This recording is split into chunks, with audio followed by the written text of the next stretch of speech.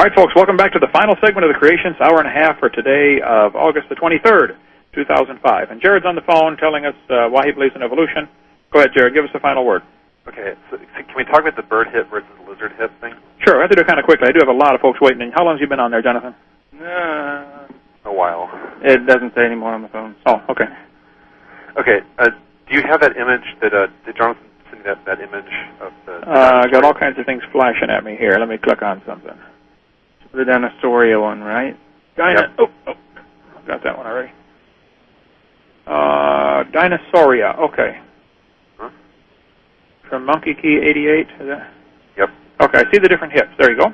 Okay, so the one on top is a lizard hip. Right. The one below that is a bird hip.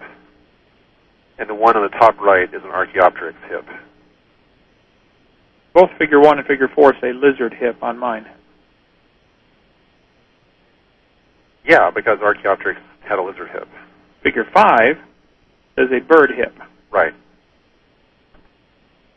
But Figure 3 is Archaeopteryx. Correct. And you agree that Archaeopteryx is a bird. I agree. Okay. Do you see that Archaeopteryx's hip is obviously a lizard hip homologously? Do I see that Archaeopteryx is obviously a lizard hip? Yes. Homologously. Look at the colors of the bones. Oh, the colors of the bones. Now, this is like when they color the bones of the forelimb of animals. The radius and ulna and humerus are all colored the same, and that proves a relationship. Yes, because radius and ulna are homologous pieces that you can show comparisons between different species. Correct. And are you aware that in the arm, for instance, those bones, radius, ulna, and humerus, develop from different genes on the chromosome in different animals? So? Wait. I said so before I finished thinking about that. Wait, let's repeat that again? On different animals, they develop from different genes on the chromosome. The radius, ulna? And ulna. If they're homologous, shouldn't they all be coming from the same gene on the chromosome? I think that is probably incorrect. Okay, check it out. I will check that out, because that is a very interesting claim. That would be a tough one for the evolutionists to solve, wouldn't it? There's also the whole process of development for a lot of homologous type things, fingers on frogs and people. That is incorrect, Jonathan. That was a complete lie. Hold on a second. Wait a second. What did I just lie about? You were quoting something from Answers in Genesis, and I read that article, and I read a rebuttal to it, and that was a bald-faced lie. Calm down. Either it was a lie, or the guy didn't know what he was talking about. Calm down. Now, do the frog's fingers bud out from their palm? No. They don't. No, they do not. How does a frog hand develop? All vertebrate limbs develop in the same way, and that was incorrect on Answers in Genesis. Hold on a second. Tell me. You're not answering the question. How does it develop? Does it go through apoptosis? Huh? Programmed cell death in between the webbings of the fingers, the digits. That's for... like human hands. Exactly. And you're saying it's the same way for frogs? Absolutely. They don't bud out? No. Okay, well, I'm glad we have you on record saying that. You do have me on record saying that, because I am agreeing with actual scientists who do the work in this field. Okay, well, that's good. We have it on record. We'll have to see how that turns out then.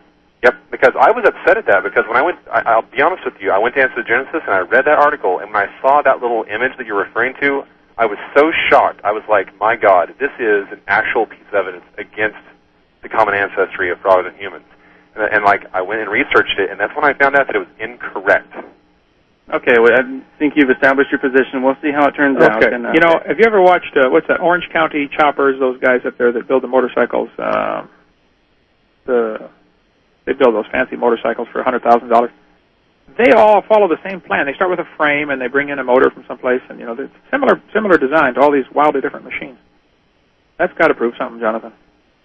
Okay, on this bird hip, lizard hip thing before I go. Okay. Are you going to at least concede that the Archaeopteryx hip and the lizard hip are more similar?